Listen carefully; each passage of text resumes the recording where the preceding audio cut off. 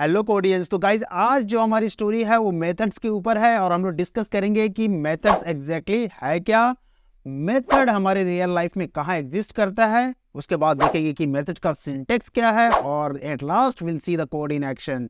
Are you ready? So let's get started.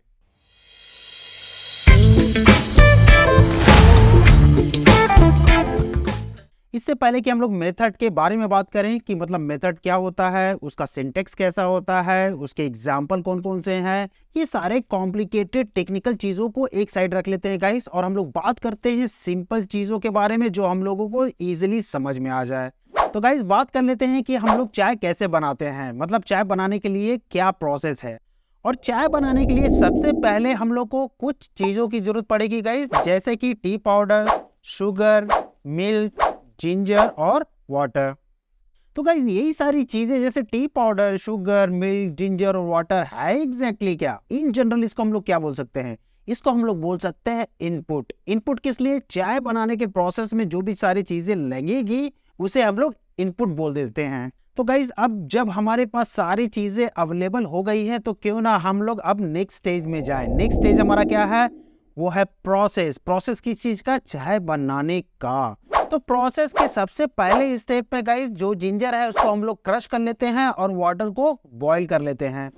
Next step में add करेंगे थोड़ा सा शुगर और फिर टेस्ट के हिसाब से हम लोग ऐड कर लेंगे टी पाउडर और मिला लेंगे थोड़ा सा मिल्क और लास्ट में वो सारी चीजों को मिक्स कर लेंगे गाइस। मिक्स करने के बाद फाइनली हमको हमारा चाय मिल जाता है।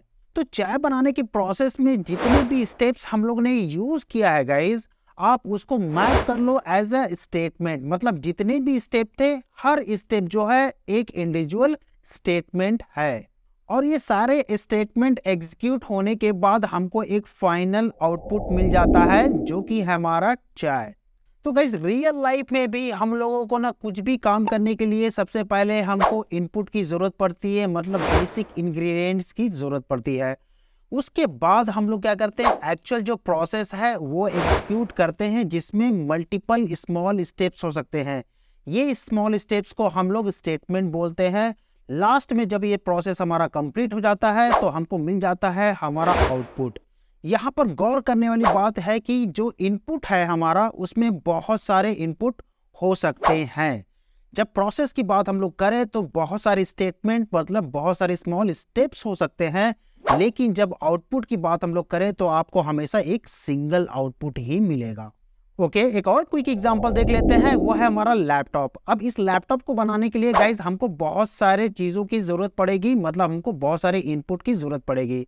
नेक्स्ट स्टेप है हमारा प्रोसेस, जिसमें हम लोग सारी चीजों को असेंबल करना स्टार्ट करेंगे और जब ये असेंबल हो जाएगा तो हमको एक फाइनल आउटपुट मिलेगा जो कि है हमारा लैपटॉप। यहाँ अगर जो आप गौर कियोगे तो हमारे पास बहुत सारे इनपुट थे, बहुत सारे स्टेटमेंट मतलब बहुत सारे स्टेप्स थे, लेकिन हमको फाइनल में एक ही सिंगल आउटपुट मिलता है जो कि हमारा लैपटॉप है।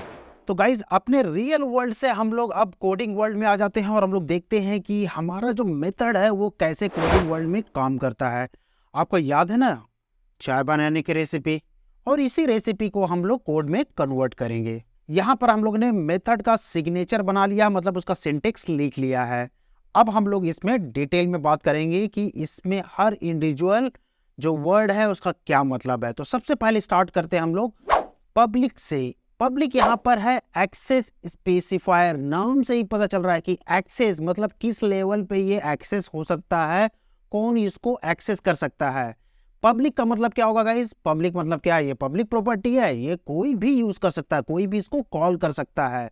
ये अगर जो प्राइवेट होता तो आपकी जैसे प्राइवेट प्रॉपर्टी है, कोई उसको ले नहीं सकता, उसी तरह से ये प्राइवेट मेथड होता तो इसको कोई भी एक्सेस नहीं कर सकता, कोई भी इसको कॉल नहीं कर सकता। इसके अलावा भी हमारे पास प्रोटेक्टेड और डिफॉल्ट होता है, डोंट वरी, उसको हम लोग डिटेल में बाद में देखेंगे। नेक्स्ट है हमारा टी। टी जो है ये है हमारा रिटर्न टाइप, मतलब इस मेथड का आउटपुट। जब ये मेथड एग्जीक्यूट हो जाएगा, सारा प्रोसेस कंप्लीट हो जाएगा, तो वो किस टाइप का डेटा मतलब क्या चीज ये रिटर्न करेगा वो हम लोग रिटर्न टाइप में बताते हैं। हमारे केस में फाइनल प्रोडक्ट जो है वो है टी, इसलिए हम लोग ने लिखा है टी यहाँ पर। नेक्स्ट है हमारा प्रिपेयर टी। ये जो प्रिपेयर टी है वो है हमारा मेथड नेम। गाइज आपको मैं एक इंटरेस्टिंग फैक्ट यहाँ पर बताता हूँ। आप जानो ना जानो, ये सारे जो मेथड नेम हम लोग यहाँ पर देख रहे हैं ना, हम लोग रियल वर्ल्ड में भी यूज करते हैं। फॉर एग्जाम्पल, अगर जो आपको चाय चाहिए, राइट, तो आप अपने मम्मी को आप क्या बोलोगे? चाय बना दो, प्रिपेयर टी। तो आपने क्या बताया? उस मेथड का नाम बताया। किसको बताया? अपने मम्मी को बताया। अब वो मम्मी आपसे रेसिपी नहीं पूछ रही है, वो मम्मी के दिमाग में वो सारे स्टेप ऑलरेडी डिफाइंड है, तो हमको अलग से बताने की जरूरत नहीं पड़ रही है। लेकिन ध्यान देने वाली बात यहाँ पर है, हर प्रोसेस का एक नाम होता है रियल वर्ल्ड में। जैसे पढ़ लो, आपको स्टेप नहीं बताया जाएगा कि आपको पढ़ना कैसे है। स्कूल चले जाओ, वो एक नाम है उस प्रोसेस का, मतलब आपको ये नहीं बताया जाएगा कि आप जाओगे कैसे। इसी तरह से हम लोग जब भी एक प्रोसेस को जावा में डिफाइन करते हैं तो उसका एक नाम दे देते हैं। उसका क्या यूज होगा वो भी हम लोग कुछ देर बाद देखेंगे। इसके बाद हमको मिल जाता है ब्रैकेट, जो कि ओपन और क्लोज है। इसके अंदर मैंने दो वेरिएबल डिफाइन करके रखा है, एक शुगर टाइप का है और एक मिल्क टाइप का है। ये जो दो वेरिएबल है वो है हमारा पैरामीटर, मतलब इनपुट। इसमें मैंने केवल दो रखा हुआ है क्योंकि मेरे पास स्पेस की कमी है। हम लोग दूसरे पैरामीटर जैसे कि टी पाउडर, जिंजर, ये सारा भी इसमें मेंशन कर सकते हैं। तो इस तरह से आप इस ब्रैकेट के अंदर आप क्या कर सकते हो? इनपुट पास कर सकते हो, मतलब पैरामीटर पास कर सकते हो।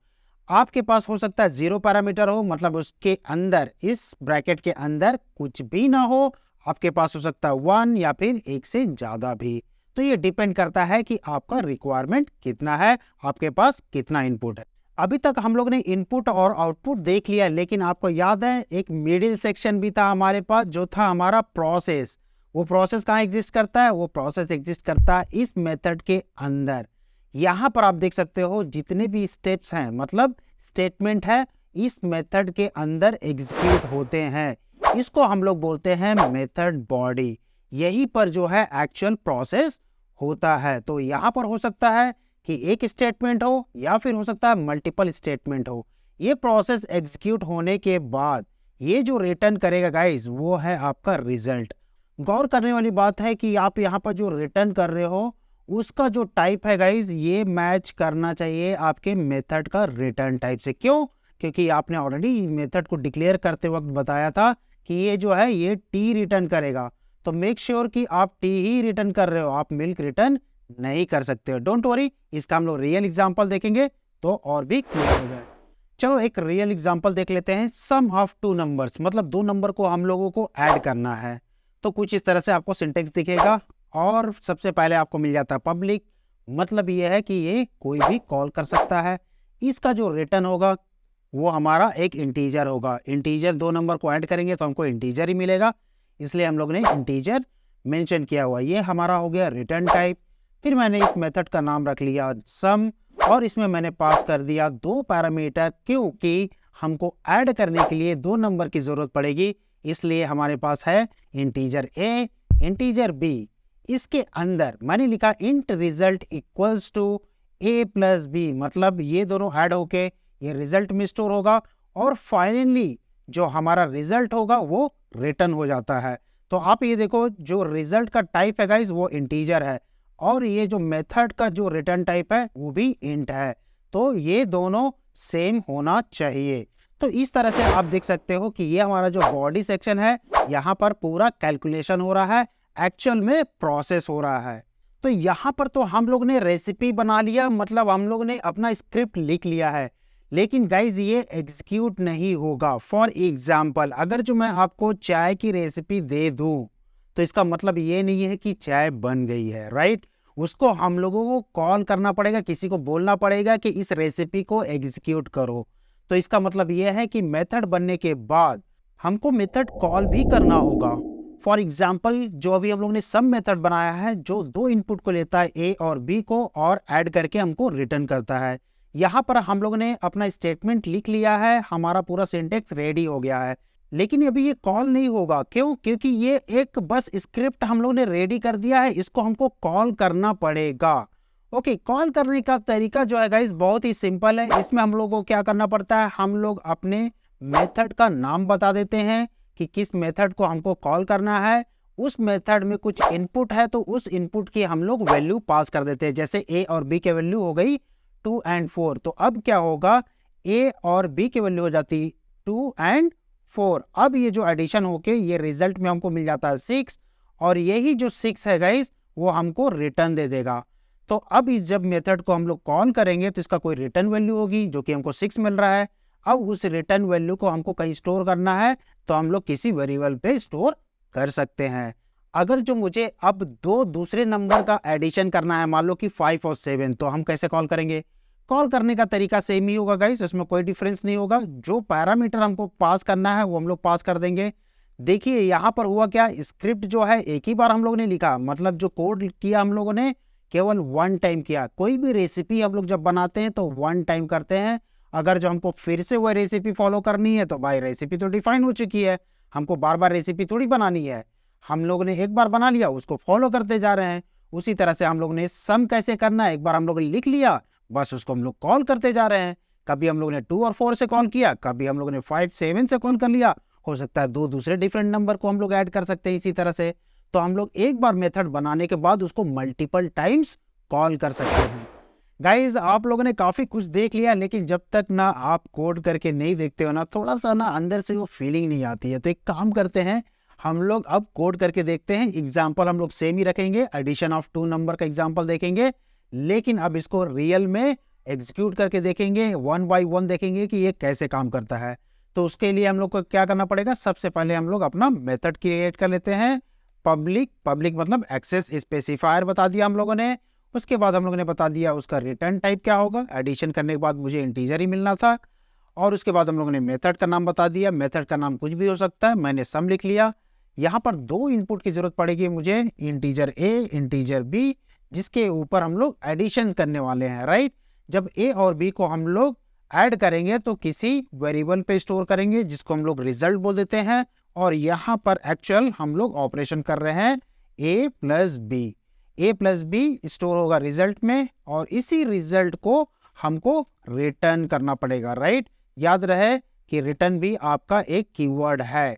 अगर जो आपका जो मेथड है कुछ रिटर्न मांग रहा है तो आपको रिटर्न करना पड़ेगा, नहीं तो ये कंपाइलेशन एरर देगा। ये हो गया हमारा मेथड रेडी। इसको अगर जो अभी हम लोग रन करेगा इस, तो आप देखोगे तो कुछ भी हम लोगों को आउटपुट नहीं मिलेगा। यहाँ पर आपको स्क्रीन पे कुछ भी नहीं दिख रहा होगा क्योंकि ये पूरा ब्लैंक है, यहाँ पर कुछ भी नहीं होगा। क्यों? क्योंकि अभी इस मेथड को हम लोगों ने कॉल नहीं किया है।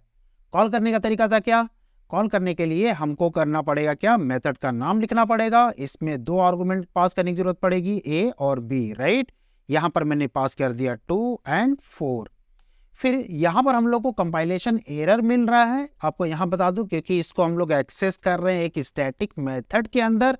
तो ये मैंडेटरी है कि आपका ये मेथड भी स्टैटिक होगा। डोंट वरी, ये स्टैटिक क्या है उसके लिए हमारे पास सेपरेट स्टोरी है। फिलहाल जब आप प्रैक्टिस कर रहे होगे तो आप इसमें स्टैटिक ऐड कर दो, इसके बारे में भी बात नहीं करेंगे। अब देखोगे कि अब हमारा जो कंपाइलेशन एरर है वो हट गया है। इसको अगर जो हम लोग रन करें, अभी रन करने के बाद यहाँ पर आप देखोगे तो हमको अभी भी कोई आउटपुट नहीं मिलेगा। क्यों नहीं मिलेगा? क्योंकि यहाँ पर मेथड को मैंने कॉल कर लिया, ये मेथड हमको रिटर्न भी दे दिया, वैल्यू रिटर्न भी मिली, लेकिन अभी उसको हम लोगों ने किसी में स्टोर नहीं किया, राइट। तो उसके लिए हम लोग क्या करेंगे, एक और वेरिएबल बना लेते हैं रिजल्ट, ताकि जो सम हमको रिटर्न देगा वो रिजल्ट में स्टोर हो जाएगा। अब इसी रिजल्ट को हम लोग क्या करते हैं गाइस, प्रिंट कर लेते हैं। ओके, कुछ इस तरह से कोड हमारा हो गया है। इसको अगर जो हम लोग रन करेंगे तो अब क्या होगा, ये सेम मेथड के पास जाएगा 2 और 4 को लेके, और ये सम मेथड ये दोनों को ऐड करके दे देगा किसको, रिजल्ट को, और रिजल्ट हमारा प्रिंट कर देगा 6 यहाँ पर। तो आपको दिख रहा है कि हमको ये आउटपुट मिल जाता है। चलो एक काम करते हैं, इसको हम लोग डिबग मोड में चलाते हैं और देखते हैं कि ये जो कोड है लाइन बाय लाइन कैसे ये एग्जीक्यूट हो रही है। तो सबसे पहले क्या होगा, हमारा जो मेन मेथड है वो इसके अंदर जाएगा, और सबसे पहला कौन सा कोड है गाइस, ये है हमारा रिजल्ट इक्वल टू सम। अब यहाँ पर क्या होगा, अब देखो प्रोसेस यहाँ से स्टार्ट होता है, ये पहला लाइन है, और ये क्या कर रहा है, यहाँ पर ये सम को कॉल कर रहा है, सम को कॉल कर रहा है, मतलब ये सम के पास जाएगा। चलो इस देखते हैं कि ये क्या हो रहा है ऑन द फ्लाई, राइट। तो सम के पास ये जाएगा और ये पास कर देगा 2 एंड 4। आप देख सकते हो, ए की वैल्यू हो गई 2, बी की वैल्यू हो गई 4। और ये 2 और 4 क्या होगा, ऐड हो जाएगा, और ऐड होने के बाद रिजल्ट में चला जाएगा, और इवेंचुअली हम लोग क्या कर रहे हैं, इस रिजल्ट को रिटर्न कर रहे हैं, मतलब हमको क्या मिल जाएगा, 6 मिल जाएगा, राइट। ये जब कोड एग्जीक्यूट हो जाएगा गाइस, तो कहाँ जाएगा, ये वापस जाएगा जिसने इसको कॉल किया था। किसने कॉल किया था, यहाँ पर कॉल किया था, राइट। तो अब देखोगे ये जो ग्रीन सेक्शन है, मतलब जो कि करंट लाइन है, वो चला जाएगा वापस किसके पास, इसके पास। अब ये हो गया सम को कॉल करने के बाद ये रिजल्ट में स्टोर करेगा। कौन सी वैल्यू स्टोर करेगा, जो सम ने रिटर्न किया था। क्या रिटर्न किया गाइस, आप देख सकते हो रिजल्ट की वैल्यू हो गई 6। ये 6 कहां से आ रही है, ये आ रहा है यहां से, सम से। और इवेंचुअली हम लोग क्या कर रहे हैं, इस रिजल्ट को प्रिंट कर रहे हैं, राइट। तो अगर जो अब नेक्स्ट लाइन में हम लोग जाएंगे, तो आप देखोगे ये जो प्रिंट एग्जीक्यूट होगा, और एग्जीक्यूट होने के साथ ये रिजल्ट की वैल्यू जो कि 6 है, वो यहाँ पर हमारी प्रिंट हो जाती है। तो चलो गाइस एक और एग्जांपल देख लेते हैं प्रिंट मैसेज का। मतलब ये है कि हम लोगों को एक मेथड बनाना है जिसमें हम लोग को मैसेज पास करना है, और उसी मैसेज को क्या करना है, प्रिंट करना है। तो उसके लिए एक मेथड क्रिएट कर लेते हैं गाइस, और इसको हम लोग बोल देते हैं पब्लिक, जो कि हमारा एक्सेस स्पेसिफायर है। हम लोग चाहे तो इसको रखें चाहे ना रखें, फर्क नहीं पड़ता अभी। और फिर उसके बाद हम लोग बताएंगे रिटर्न टाइप। यहाँ पर हम लोग रिटर्न नहीं बताएंगे। क्यों रिटर्न नहीं बताएंगे, क्योंकि ये जो मेथड है ये कुछ भी रिटर्न नहीं करेगा, हमको इससे कोई भी रिटर्न नहीं चाहिए। अगर जो आपको कुछ भी रिटर्न नहीं चाहिए, तो आप मेंशन कर सकते हो void। void is a keyword. उसके बाद हम लोग मेंशन करेंगे अपना जो मेथड का नाम होगा। तो मैंने बोल दिया प्रिंट मैसेज। इसमें मुझे एक पैरामीटर की जरूरत पड़ेगी। कौन सा पैरामीटर की जरूरत पड़ेगी, मैसेज की जरूरत पड़ेगी। यही तो हमको प्रिंट करना है, राइट। तो इसको हम लोग क्या करेंगे, एस आउट, और इसी मैसेज को हम लोग कर देते हैं प्रिंट। ओके, आपको मालूम है अगर जो हम लोग अभी इसको रन करेंगे तो कुछ भी नहीं होने वाला। इसके लिए हम लोग को क्या करना पड़ेगा, सबसे पहले इसको कॉल करना पड़ेगा, राइट, प्रिंट मैसेज। ओके, और मैंने बोल दिया हेलो वर्ल्ड। हमको सेम एरर आ रहा है, क्यों, क्योंकि हम लोग एक नॉन स्टैटिक मेथड को स्टैटिक मेथड से कॉल कर रहे हैं। तो हमको क्या करना था, सिंपल हमको स्टैटिक लिख देना है यहाँ पर। ओके, ये होने के बाद हम लोग अपने कोड को रन कर सकते हैं। रन करने के बाद गाइज आपको रिजल्ट दिखेगा कि हमारा जो हेलो वर्ल्ड जो हम लोग ने पास किया है, वो इस पैरामीटर में रिप्लेस होगा, और यही जो है प्रिंट हो जाएगा। ओके, चलो एक और फिर से इसको कॉल कर लेते हैं, और हम लोग बोल देते हैं हेलो कोडियंस, राइट। इसको हम लोग रन करें तो आप देखोगे कि ये प्रिंट करेगा आपका हेलो वर्ल्ड हेलो कोडियंस 2 बार। हम लोग ने डिफाइंड कितनी बार किया है, हम लोगों ने एक ही बार प्रिंट मैसेज यहाँ पर मेथड बनाया है, लेकिन इसको हम लोग कॉल कर रहे हैं 2 बार, राइट। तो आप देख सकते हो कि हम लोग को हेलो वर्ल्ड हेलो कोडियंस मिल रहा है। इसी तरह से हम लोग चाहे तो मल्टीपल टाइम्स इस प्रिंट मैसेज को कॉल कर सकते हैं। तो गाइज अब हम लोग मेथड का डेफिनेशन देखने वाले हैं। आप सरप्राइज हो रहे होंगे कि डेफिनेशन तो जनरली हम लोग शुरू में देखते हैं, लेकिन पता नहीं वो पैटर्न मुझे समझ में नहीं आता, मुझे सही भी नहीं लगता। मेरे हिसाब से तो यहाँ डेफिनेशन जो है ना एंड में देखना चाहिए, जब सारा कॉन्सेप्ट क्लियर हो जाए। तो एक काम करते हैं, अब हम लोग देखते हैं कि मेथड होता क्या है, और आप बताओ कि आपको समझ में आया कि नहीं। तो as per definition, a method is a block of code which only runs when it is called. मतलब ये है कि जो मेथड है वो ब्लॉक ऑफ कोड है, सेट ऑफ कोड है, और वो तभी कॉल होता है जब उसको कॉल किया जाता है। समझ में आया क्या, पता नहीं, फिर भी आप कमेंट करके मुझे बताना समझ में आया तो। नेक्स्ट है you can pass data known as a parameter into a method. मतलब आप मेथड में डेटा पास कर सकते हो थ्रू पैरामीटर। पैरामीटर जान रहे हो ना, जो हमारा इनपुट था। नेक्स्ट है हमारा मेथड में और may not return the value. Method जो है आपका वैल्यू रिटर्न कर सकता है और रिटर्न नहीं भी कर सकता है। जो वैल्यू रिटर्न नहीं करता वो वॉइड टाइप का होता है, जो हम लोगों ने देख लिया है। तो जैसे मैंने आपको बताया कि आपके पास रिटर्न टाइप के 2 ऑप्शन मिल जाते हैं। पहला है वॉइड टाइप का, मतलब नो रिटर्न, इसमें आप कुछ भी रिटर्न नहीं कर रहे हो। दूसरा ऑप्शन है जिसमें आप कोई भी डेटा रिटर्न कर सकते हो। यहाँ पर आप नोट करो कि जब भी आप रिटर्न करोगे केवल एक ही ऑब्जेक्ट रिटर्न कर सकते हो, एक से ज्यादा डेटा टाइप रिटर्न नहीं होता है। और मेथड पैरामीटर्स में हम लोगों ने क्या देखा गाइस, मेथड पैरामीटर्स में देखा कि मेथड में हैव अ 0 और मोर पैरामीटर्स। मतलब मेथड के पास 0 पैरामीटर हो सकते हैं, मतलब नो पैरामीटर, या फिर उसके पास मल्टीपल पैरामीटर्स हो सकते हैं।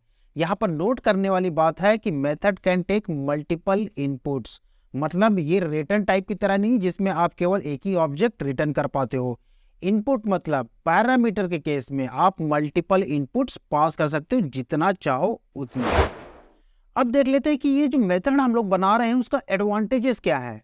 नंबर 1, कोड रीयूजेबिलिटी, मतलब ये है कि हम लोग ने एक बार कोड लिख लिया और उसको हम लोग बार बार रीयूज कर रहे हैं। कैसे रीयूज कर रहे हैं, एक बार हम लोग ने मेथड बना लिया, हम लोग उस मेथड को मल्टीपल टाइम जितनी बार चाहे, एक बार, 100 बार, 1000 बार हम लोग कॉल कर सकते हैं और same set of code reuse हो रहा है जब भी हम लोग उसको कॉल कर रहे हैं। सेकेंड पॉइंट है वो है कोड रीडेबिलिटी, मतलब जो आपका कोड है रीडेबल हो जाता है और क्लीन लगता है। मतलब अगर जो आप 100 लाइन का कोड लिख रहे हो वो रीडेबल नहीं होगा। इससे बेटर है कि आप वो 100 लाइन के कोड को छोटे छोटे मेथड में डिवाइड करो और बताओ कि ये कोड करता क्या है। ये कोड रीडेबिलिटी वाली बात जो है ना गाइस, हम लोग एंड में बात करेंगे जब हम लोग एक्सपर्ट लेवल पे पहुंचने लगेंगे। आपको याद है हम लोग एक्सेस स्पेसिफायर के बारे में बात कर रहे थे, जिसमें हम लोग ने देख लिया था पब्लिक, मतलब कोई भी इसको एक्सेस कर सकता है। प्राइवेट मतलब ये एक्सेस केवल सेम क्लास ही कर सकती है। इसके अलावा हमारे पास दो और हैं। एक तो डिफ़ॉल्ट है, मतलब अगर जो आप कोई भी एक्सेस स्पेसिफायर नहीं बता रहे हो तो वो डिफ़ॉल्ट होगा। और इसके अलावा हमारे पास चौथा है, वो है प्रोटेक्टेड। अभी इसके बारे में, इस टेबल को देखने का अभी कोई खास सेंस बनता नहीं है, क्योंकि अभी हमारे पास और भी टॉपिक है जैसे कि इनहेरिटेंस वगैरह। जब हम लोग उसको देखेंगे तो ये एक्सेस मॉडिफायर फिर से पिक्चर में आ जाएंगे। और मैं आपको ना ज़्यादा ओवरलोड नहीं करना चाहता इस पॉइंट में, इसलिए इस टेबल का आप स्क्रीनशॉट रख लो, क्योंकि इस टेबल की आपको बाद में ज़रूरत पड़ेगी। तो गाइज आज की स्टोरी जो थी हमारी मेथड के ऊपर वो हो जाती है कंप्लीट। और हम लोगों ने देखा कैसे रियल वर्ल्ड और कोडिंग वर्ल्ड एक दूसरे से लिंक है गाइज। अगर जो आपको आज की स्टोरी सही लगी है तो थम्स अप दे देना, सही नहीं लगी तो कमेंट सेक्शन ओपन है guys. Till then take care and happy coding.